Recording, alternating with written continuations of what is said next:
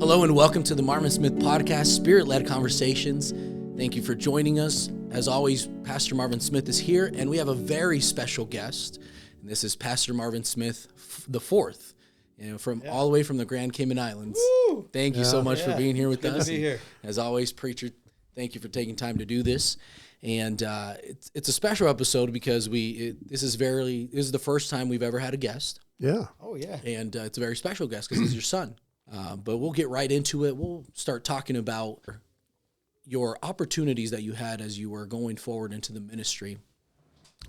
Tell us from the beginning. I know you had said in previous episodes that at the age of 17 you made your decision to follow Jesus, and we dug a little bit in the first episode on why. But could you kind of refresh us? Sure. What was your why? Why did you go into? Well, I was saved 10 years previous to that. Actually, 8 years old. So 1964, and I loved Jesus, but I didn't understand really what it meant to be a follower of Jesus. I mean, Christian boy, quote, Christian, and Christian home, go to Sunday school, be church Sunday morning, Sunday night, Wednesday night with mama. And yet, when I was 17, I knew there had to be something more to this than just what I was doing. I was the normal Christian boy, and something got hold of my heart, and it began to, it was God. And he said, there's more, and I want you to give it all. And it didn't, because he moved in my life. It wasn't like this huge wrestling over that. It would to do that previous year. I think God was setting me up for that. And he came upon me, if you want to put it that way. And I remember just on my knees, just crying out to God, saying, I want all that you've got. And what was your mindset as a 17-year-old? Well, obviously. Let me ask this question, all right? So, you got the story of Jacob, and the Bible says that he wrestled with the angel of the Lord and everything. Whenever he wrestled with the Lord, he said that he would not let go of him until he knew what his destiny was, or until he received the blessing. And then the angel said, I'm not going to let go of you. And anyways, you know the story. So he takes and he says, I'm going to bless you. And he changes his name and he changes his destiny. But during that 17, 18, 19 years old, was there a wrestling between you and God? I think the wrestling went on before I was this moment. It was wrestling over, okay, you got these friends, you're a teenager, there's pot, there's alcohol, there's immorality, and all of that was knocking at my door. So those things, they were not a part of your life, but you were around it a lot. Yeah, I was around right? it. Oh yeah, I went to public school, and it was normal. Right. Yeah. So you had the wrestling before you became, before you felt the call of God to actually enter into the ministry. Mm-hmm. You had the wrestling match with you and God. Am I going to go with the world, the things of the world, and we'll just identify the pot? Am I going to go after the drugs, the sex, those things? Am I going to go after those, or am I going to take and pursue after God with all of my heart? Is that right? Yeah, I absolutely. And a big moment in that was after that time, God told me go to my friends to a place where they all hung out, and a lot of bad stuff went on. And God told me I had to go there and tell them. And they knew I went to church, but there's difference in just saying I go to church and saying, I am a follower of Jesus Christ, and I want you guys to know that I love you. And by the way, I just got a text from a guy named Steve from our hometown who I had won to Christ. And he texted me this week saying, every year he texts me and tells me, this is when it happened, and how it happened. Thanks me. And his wife's going to be at our warfare conference this next week. So anyway. Yeah. And I know every story is different for everyone. Yeah, right. But for you, Marvin, when was that? I know you might have wrestled. I did. And then when was the decision that you made? I'm going to follow Jesus. Was it the moment that you got saved, or was it a little bit after that? So I would say that for me, my wrestling match started when I was 12 years old. It was a 12-year wrestling match, and I journeyed through the reality of, is God real? Do I trust him? is this really worth me giving my life to? And at age 24, I was already the song leader. I was the youth pastor at the time, and I just decided that somebody handed me a miraculous, I don't even know who it was, handed me a set of DVDs and said, you need to watch these. And I have no clue who gave those to me to this day, but I watched those DVDs, and I ended up watching them probably 10 different times during the course of a week, and leading up to some certain events that took place in my life where literally through I would say the sovereignty of God, everything was removed from my life, and I ended up being homeless for 6 months, lived in a basement of my in-laws' basement, and And you were married. I was married, had 2 children at the time, and God stripped me of everything to bring me to a point of decision clarity. And so anyways, it was November 7th, 2007. At 4:30 in the morning, I knelt down and I gave my life to Christ, and it was a calculated cost. I had already, the scripture talks about when you're going to build a building or if you're going to go off to war, make sure you count the cost first. And that day, those years, I had been counting the cost. Do I really want to do this? Do I want to lay aside my dreams, my ambitions? I wanted to be a business person. I wanted to own my own business. I wanted to pursue finances, I guess, especially as a young man. Then anyways, counting the cost of forsaking all for him, is it really worth it? And that morning, not only did I give my life to Christ, but I decided that I will do and I will say and serve in whatever way he calls me to on that morning for me. So it was a long wrestling match, and God won, and I'm thankful for it. And here's the thing: is people listening in might hear my story and they'll go, mine's not quite like his, at 17, and mine's not quite like Marvin. He was pursuing business, and then God altered that and pointed him in a direction of real ministry life. And that doesn't mean that if you don't choose ministry life, that wasn't God, Yeah. Right. It's everybody's is different. As I told the church the other day about salvation, if we say, well, your experience has to be like mine, or yours has to be like mine, or you're not saved. Well, the Apostle Paul was on a horse and got knocked off his high horse and got born again. So, none of us have that. We're all different. And this is more, I'm sorry, and this was more about the decision to follow Jesus in your life. Not, salvation stories are all different. Yeah. But just making that decision that we all have to make to go, I'm going to take Jesus seriously. Mine was very distinct. Yes. Very distinct. It was. I think I don't know, the people in here in this room, mine was pretty distinct as well. And Marvin's, when he was 24, decided I'm going to follow Jesus. I counted the cost. This is worth living for. We were all in Christian homes. Yes. All of us, all 3 of us. Right. Yeah. And so you have to come to a place, each individual has to come to that place, whether it's at the point of salvation or whether it's later. There has to be add to your faith virtue, and then add to your virtue knowledge, which is I'm going to be a disciple. Right. Yeah. And as you were 17 and you started following Jesus wholeheartedly with your life, and you got married and started having kids, and I believe you spent 17 years as an assistant pastor in Missouri, and then you moved here in 1993. October 93, yeah. And that's when you started the church.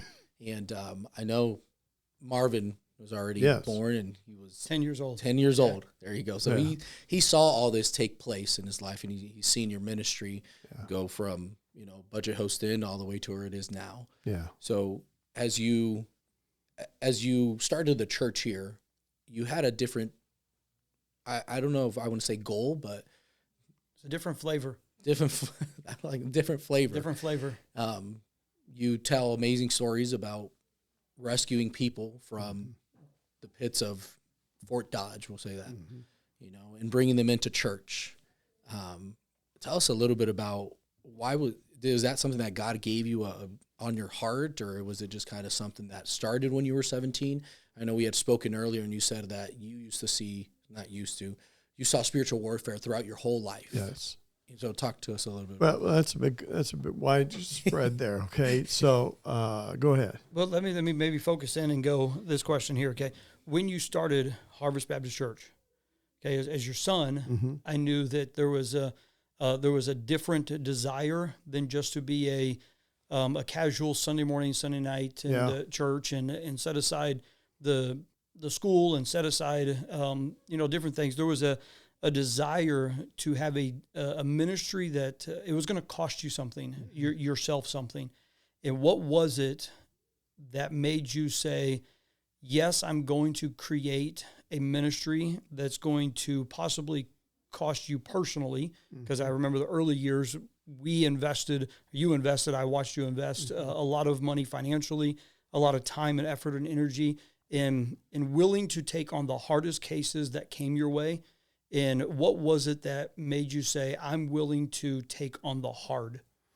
Yeah, I don't even know that there was a trigger in me or something. It was like all of a sudden these blinders were off my eyes and I could see people.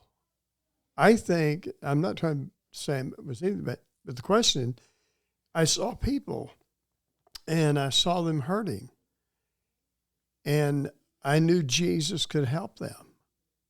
And so we started taking people in our home when you was a little boy. Mm-hmm.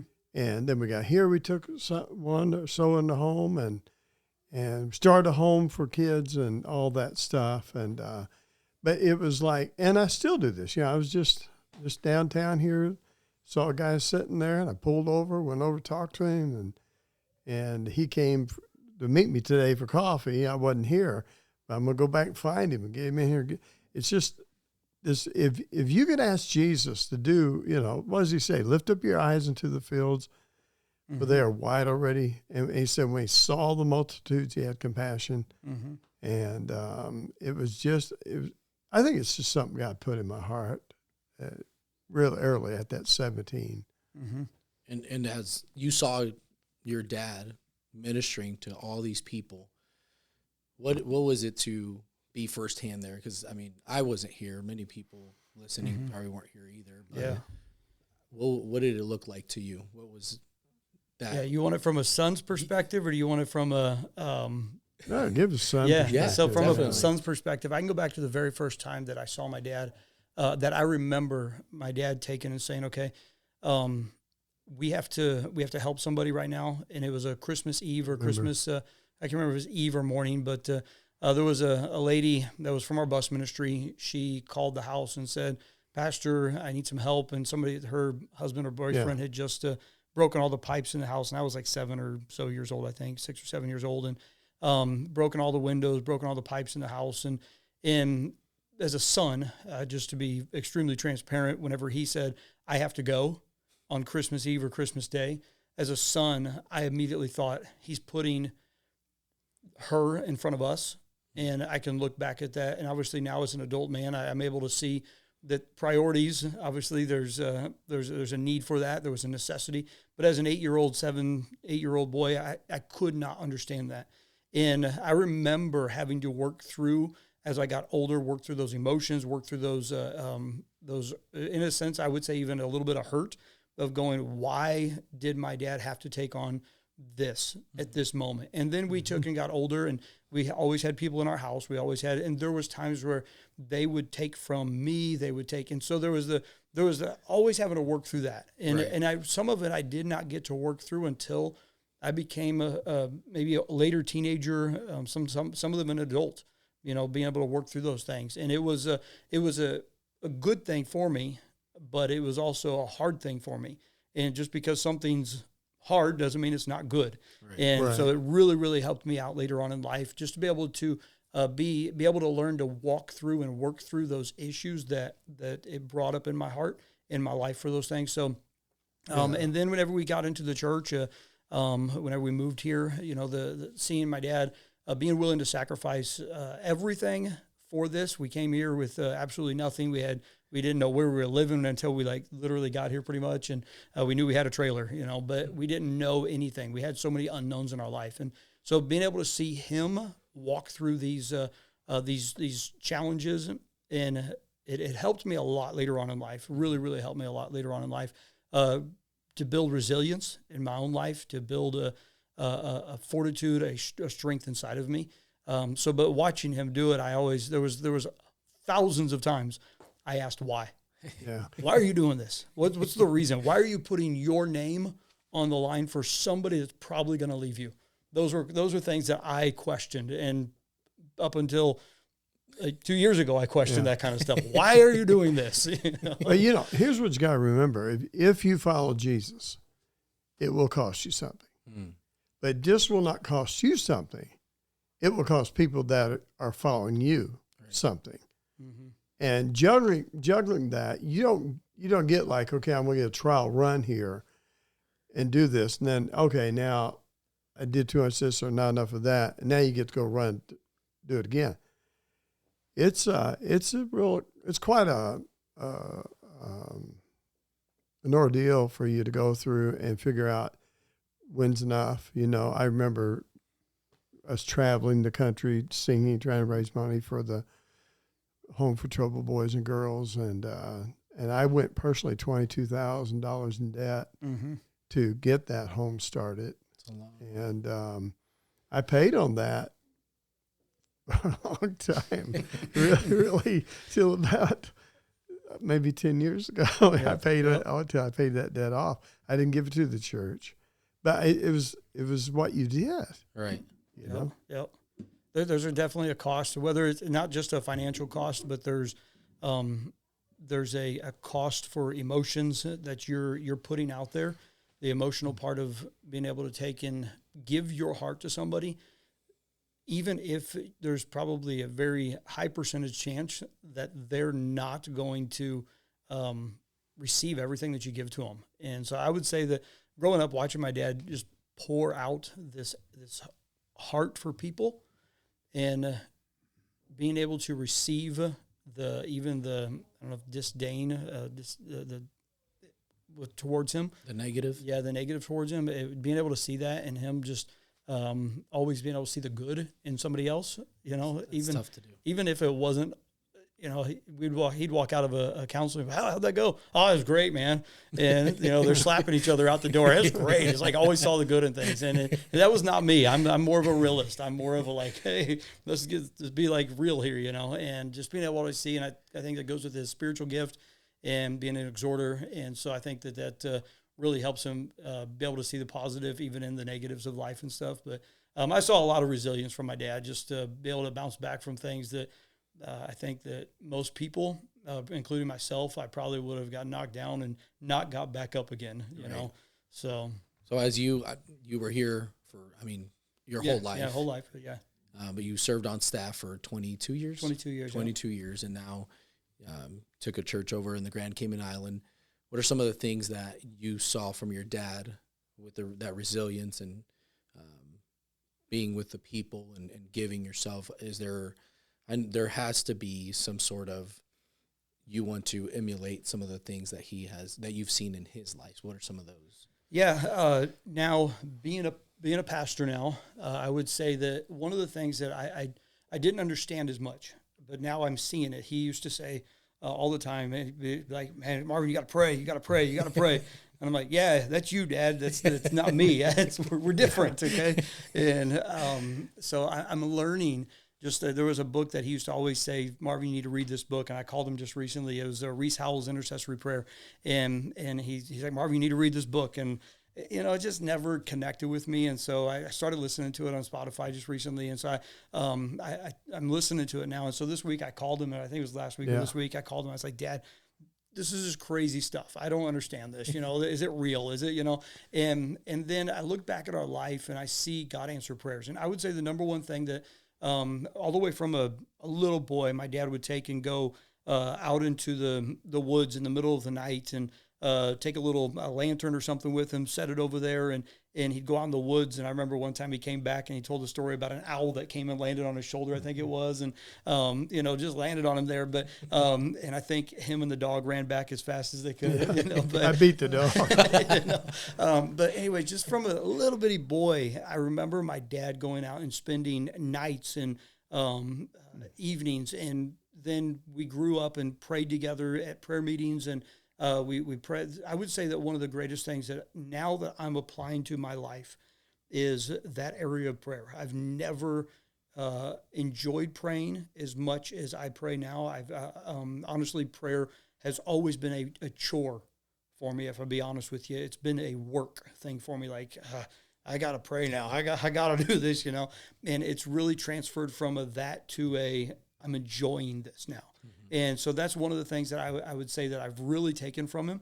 And that the other thing that I would say that I took from him, and I'm really trying to bring into our church now, and our church is Good News Baptist Church, and being able to bring into our church is that we accept everybody, that we receive everybody. It doesn't matter how you're coming in.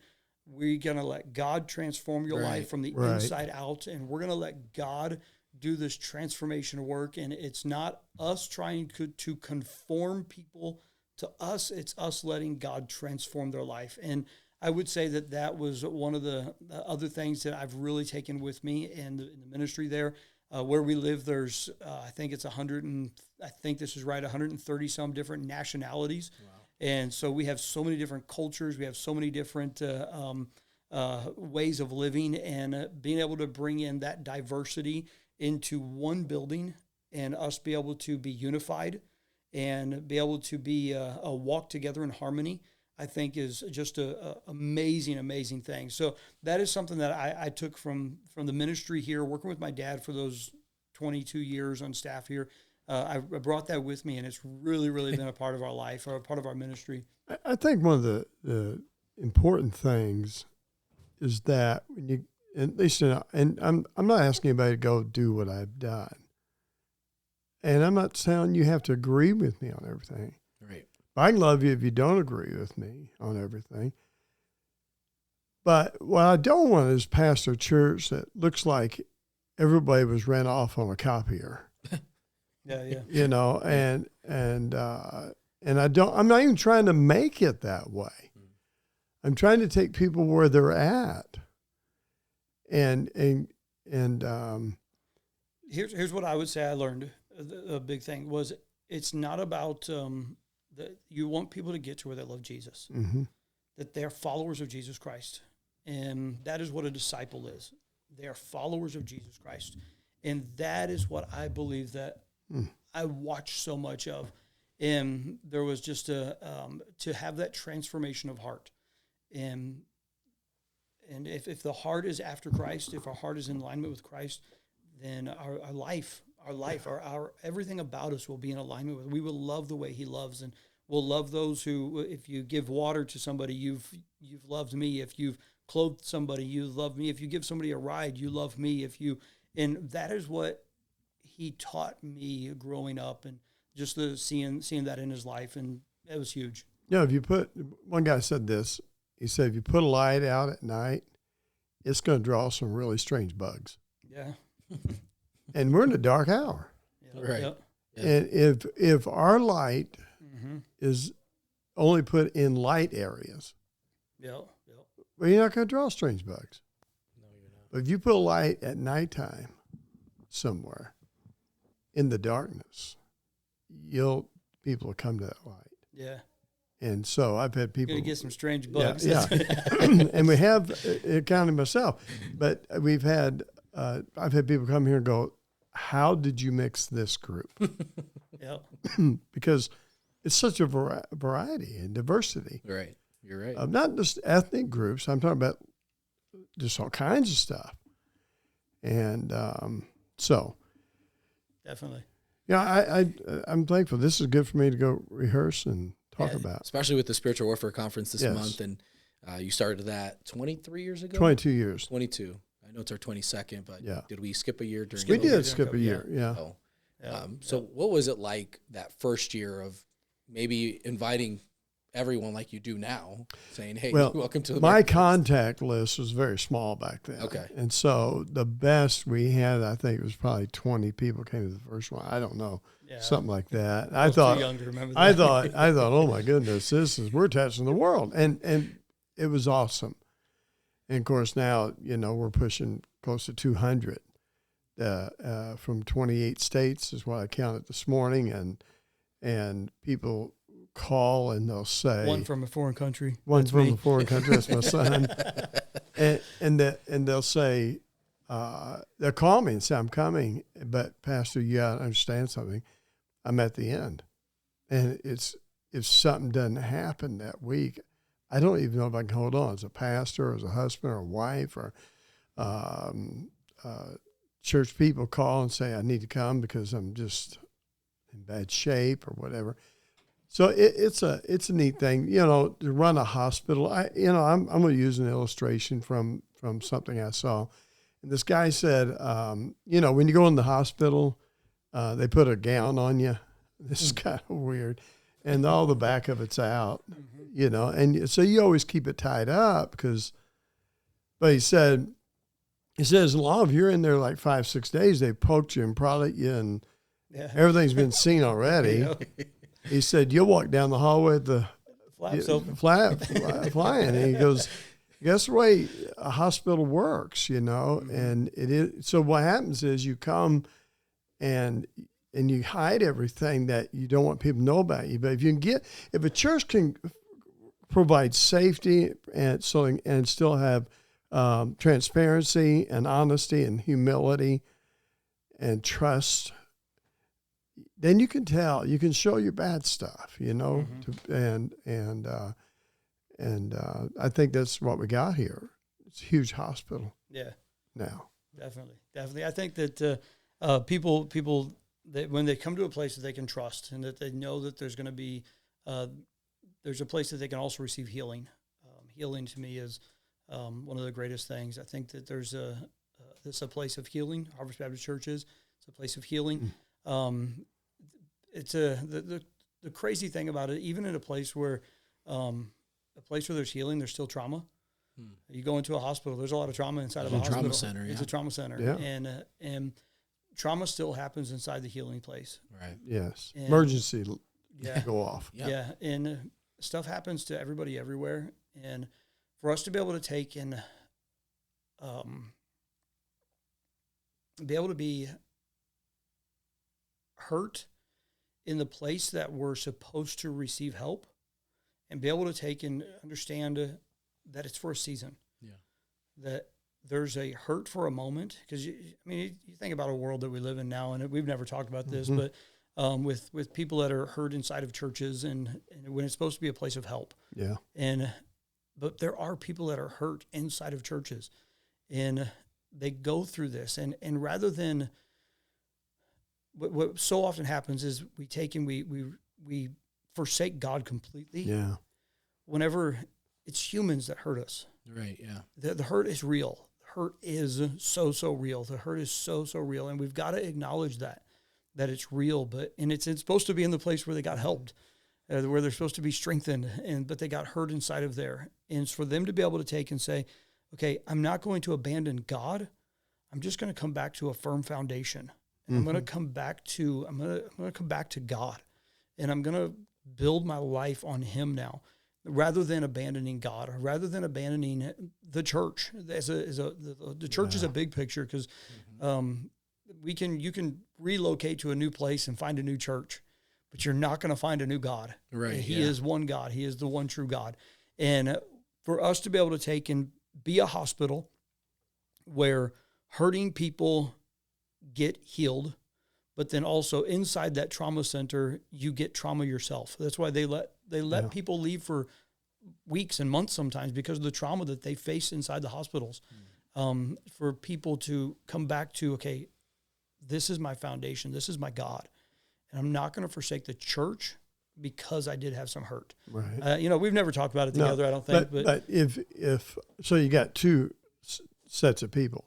You have people that come there to get help because they got hurt, and then some people in the hospital have to pull that chain on the wall and say, "Emergency going off. I'm having a hard time." Yeah. Hurt people.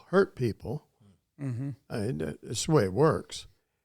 And then whoever is going in there trying to help the person in the emergency gets hurt. I think it's been more people I helped that hurt me than people I didn't have to help. Most definitely. And you walk away bewildered. And I have to even make a decision like other people do. I'm not quitting. Right. And I'm going to stay at this. And I think because of that, it's been. So in the early years, let me ask this question. In the early years of helping people, was there a lot of times, a few times, hardly ever, that you wanted to quit? Oh, yeah. I wonder. Which one? A lot? Was there a lot of times you wanted There to were a quit? lot of times. What I want to do is withdraw from the hurting people Okay. and just go with the quote normal. Okay. Okay. But your mom said the other day, Marvin, is there any more normal people? Yeah. And I don't think there is. I think everybody's been hurting forever, but no one got honest about it. And I want to. So I have. So you've had desires. Yeah. You've had not desires. You've had times where you wanted to quit. Yeah. Okay. And we know that you started because you wanted to. You started the ministry in a way that you wanted to help people. Mm-hmm. What was the characteristic, the God quality that you said, this is what made me stay at it? This is what it's a good one. What is the quality? I don't want to say something that sounds, it's that word patience in the Bible. Mm-hmm. And if you look at that word, it means endurance. It means perseverance. It's quality of the Spirit of God. And, do you think that now you've gone through 30 years of pastoring, 30 some years, and helping a lot of people, having desires or moments where you're like, I want to quit, I want to give up. So had to be patient with a lot of people. Mm-hmm. And now here you are 30 some years later. Yeah. And is it easier now to be hurt? Yeah, I got to be real careful because I do get hurt. Yeah, but is it easier to take the hurt now and go, I think so. I'm not giving up? At this point, it's... Do you remember kind of the yeah, I do. The tipping point? You would remember it too. I won't bring up instances, but there was a moment I really got low because of the attack. Mm-hmm. And it was satanic, and it worked on my head a lot. Mm-hmm. Point of depression. Mm-hmm. I think I needed that, right, so that I could understand that, so that I would not ever stay there. Mm-hmm. I don't know if that makes sense. It makes sense to me. But one of the reasons, one of the things that you say about that was, you used to always talk about with me as a young person, and you would talk about this intercessory prayer. Yes. And you would say that in order for you to intercede, you have to enter their feelings. You have to enter where they're at. And like you said, there was that time, the attack on your life.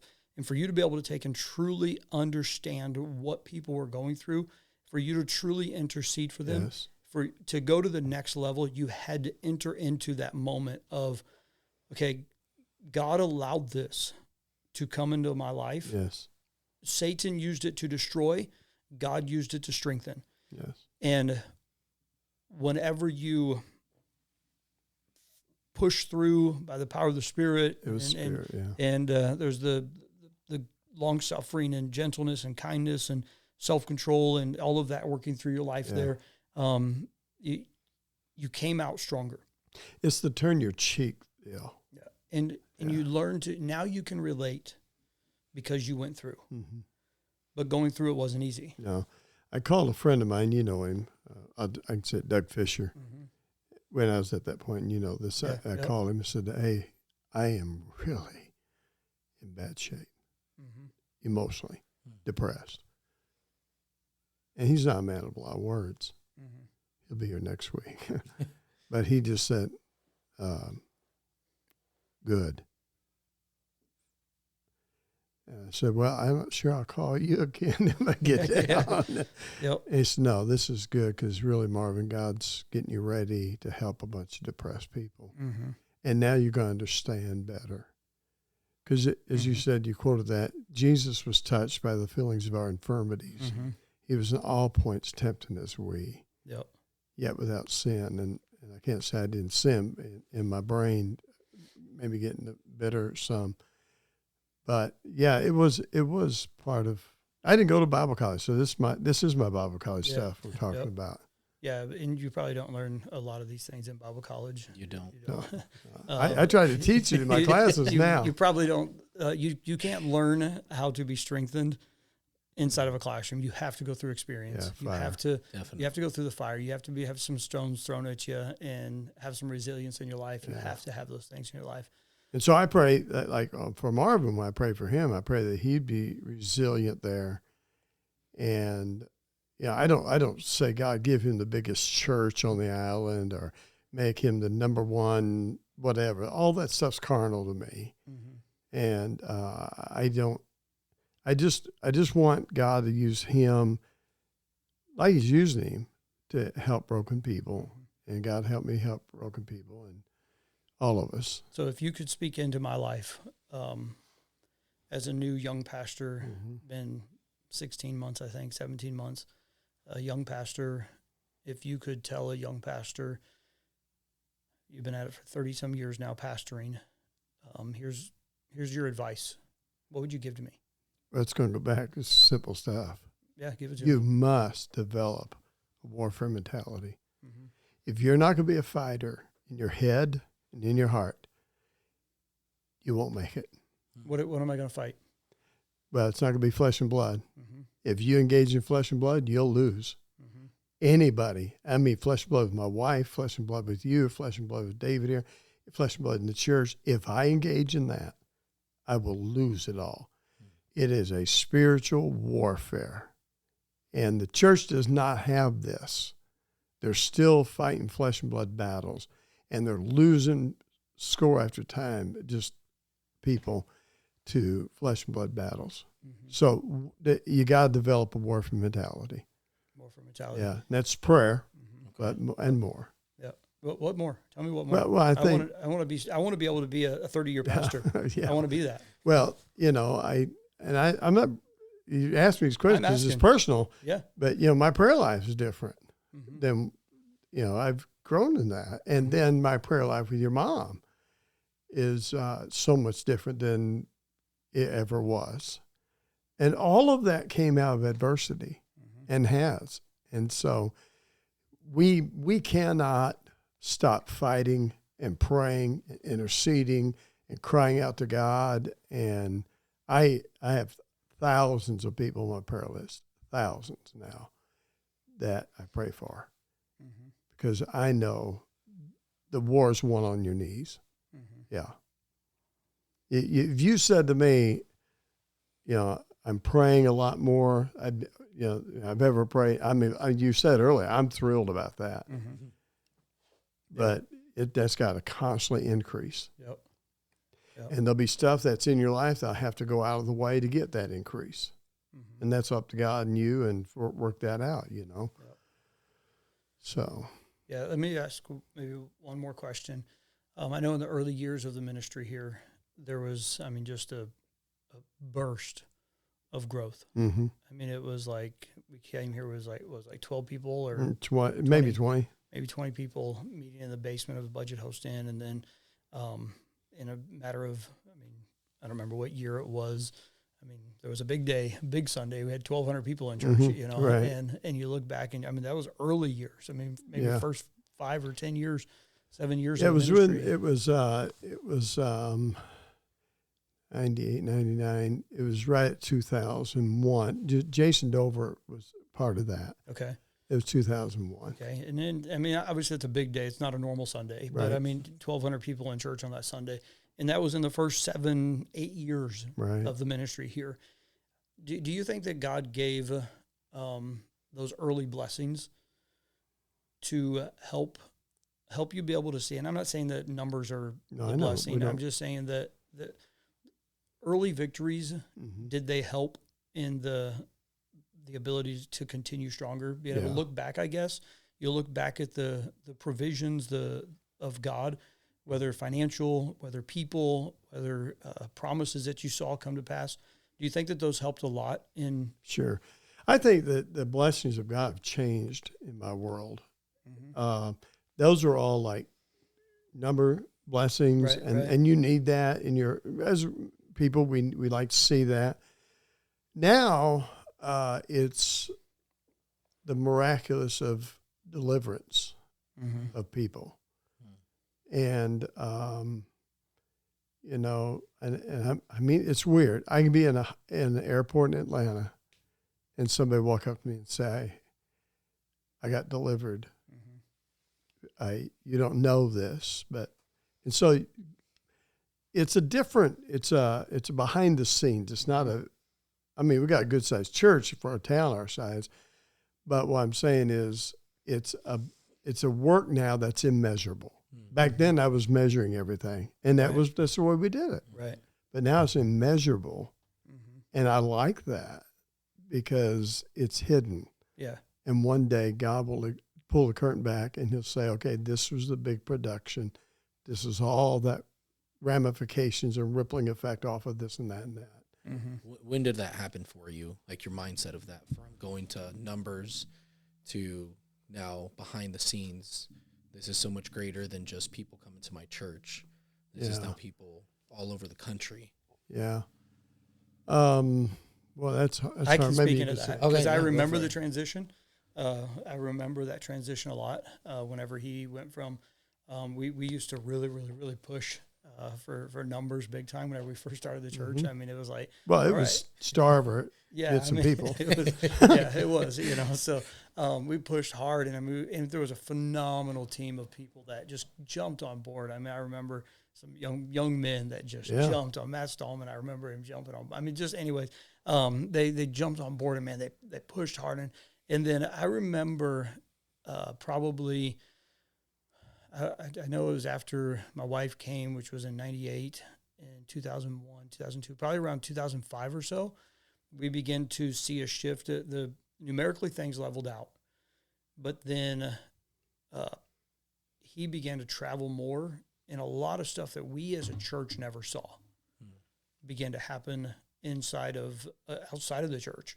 And so I think that if I look back, I would go around the 2005, 2007 mark. There was a huge transition there of why we're doing what we're doing.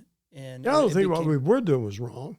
No, I don't think so either. It went to a different mindset. Yeah, it's not. I mean, it very much so about what's going on here, but then also how can he equip other people to touch thousands of lives that he'll never get to touch if he doesn't, do some of the traveling that he did, the phone calls that he made, and people coming here to get help. And yes, I think if I remember right, it was around that time. I think so. And we produced some material to help make people aware.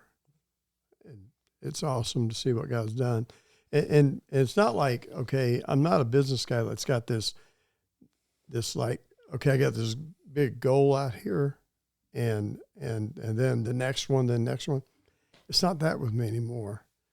It's just, I'm here today. I want to make an impact today, and I'm going to take every opportunity I can to touch another life. You know, right? That's not even speaking into your material as far as DVDs, tapes. I'm guessing. I duplicated the cassette tapes. I remember you telling me that. Cassette tapes. So that's always a big impact in our ministry too. That we've also VHS. Now I did we VHS. have some of them. I've never seen any of VHS. I've got some upstairs. Oh, yeah. I did all of it, man. It was fun. Yeah. It was fun. All right. It's an incredible journey. We're not done. I don't feel like I feel like we're just beginning. God gave me a word here about 2 years ago that the greatest days of not my ministry, but his ministry here, and Marvin's a part of that. See, Yeah, definitely. And that's the greatest days are ahead of us. Let me say this, and I know it's probably pretty close You're for good. us. No, one of the things that growing up, I remember hearing this all the time. For this is for young people. This is for young guys like me. All right, young guys like me. That means me too. Yes. All right, young guys like us. All right, is making sure that we live our life. One, so that Jesus receives the reward of his suffering, but then also so that those people that have invested in our life receive their full reward. Yeah. What you do, what every person does, if somebody helped you come to Christ, if somebody has spoken to your world, and as we remain faithful, they receive a full reward for what they did. Jesus receives the full reward of his suffering when we give our life to Christ and when we choose to follow Jesus. And Jesus receives the full reward of his suffering. And when we're faithful, he receives that reward. But then also, those people that poured into our life, they receive the full reward of their investment when we are faithful. And I would just say, young men, young ladies, you're choosing to follow Christ, and I'm not talking about in ministry. You're choosing to follow Jesus Christ. You're choosing to put your life and say, okay, I'm going to be a disciple of Jesus Christ. Stay faithful. Yeah. It's going to be hard. It's going to be difficult. Peter, these guys, man, in the Bible, they had tough times. Thomas had doubting moments, but he had faith moments. There's times where you're up, and there's times when you're down. There's valleys. There's sunset times. There's cold days when it's just bitter cold in life, and you're like, man, I do not like this. But when you have those days and you go to God and say, God, will you get me through this? And it takes humility to take and say, God, I need you. Yeah. To say, God, I am emptied of myself, and I need you in this moment. That is the moment that his presence shows up. That is the moment that he takes and becomes so intimate with you. He says, draw nigh to me, and I'll draw nigh to you. And when we're low and we're empty, he becomes not a hand to pull us up, but a person that's going to carry us through. That's good. And so to the young people that are saying, I don't know if I want to continue through the hardships and the difficulties, humble yourselves under the mighty hand of God, and he will lift you up in due time. Yeah. When it's his time. But go through the cold days. Go through the days where it seems like you're just being sandblasted by pain and hardship. Go through those hard times. And when it's time for God to, whether it's put you in position or whether it's move you to another place or whatever it is, know this, when it's his time, he will lift you up in due time. And he did that for Moses. He did it for Abraham. He did it for, all Noah. He did it for people all the time through the scriptures. And for Peter. Yeah. But he did it for these guys, and he'll do it for you too. Right. Yeah. No, before you go up there, I just really feel like we ought to pray. Yeah. And are we close to? We're okay. 46 minutes in, we're good. Okay. Yeah. Let me ask. Yeah, go one ahead. Question to each of you. Yeah. There are two people that you would say invested in your life spiritually that you would think for where you're at now. Yeah, you go ahead. Again, I'm going to put you out of the picture, okay? Because you dumped my life. You dumped into my life like crazy. Gerald Campbell, I owe a lot to him. Yeah. Yeah, he poured a lot into my life. He was there as a teenager for me to, he really poured a lot into my life, and he helped me out through a lot of struggles. And he made a statement over and over and over again. Every Sunday we would take, and he would say this to me. He'd say to the whole class, and he would say, all right, everybody say this. You're going to repeat after me. And we would say, I will not turn my back on God, turn my back on God when I turn 18, when I turn 18. And we did this for every Sunday. We would say that back and forth to each other. And he'll never know the impact that it made in my life. Gerald Campbell, he made a huge investment in my life. Another person, Doug Fisher in 2020, whenever I felt like God was calling me to pastor, I didn't know where, I didn't know what it was, but Doug Fisher every Sunday, or it's more than Sundays, but all the time when my dad was sick with COVID, every day he would take, and I'd get in my truck and I'd go for a drive, and he'd call me almost every single day, and at least for 1 hour he would talk. And I'd go park, and whether it was in the Dodgers parking lot, the stadium parking lot there, I'd go sit there at a park somewhere.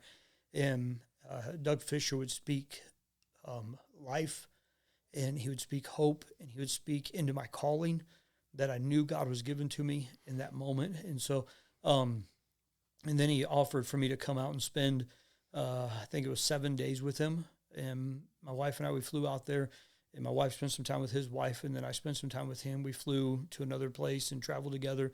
We got to do a lot of talking during that time. And Doug Fisher poured heavily into my life as I guess I was like 39 or something like that years old. And so I would say Gerald Campbell as a young man poured into my life, and I owe a lot to him. Doug Fisher as a young adult, he poured a lot into my life. That's good. Yeah. That's good. Preacher? Well, little weird background that I came out of. I wasn't a fundamental Baptist raised. But Joe Murray, and I'm going to bring him up Sunday morning at the end of my message, the illustration from him. And he took me. I couldn't go to Bible college. I needed work. I needed to be here around my mom still, needed help pay bills. And Joe Murray took me in and literally, like you said, dumped his life in me. I was 19 at that point. And then I guess one other one that I would say really invested would be my mom. You know, I give her,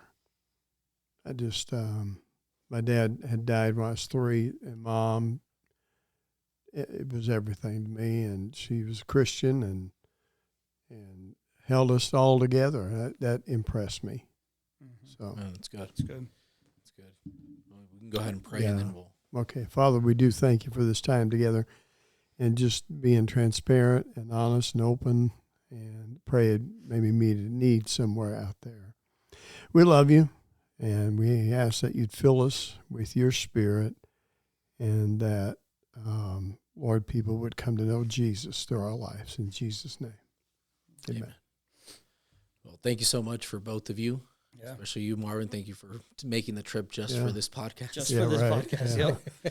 And thank you, Preacher, as always, for everything that you invested in every one of our lives here. And until next time, thank you. Yeah. All right.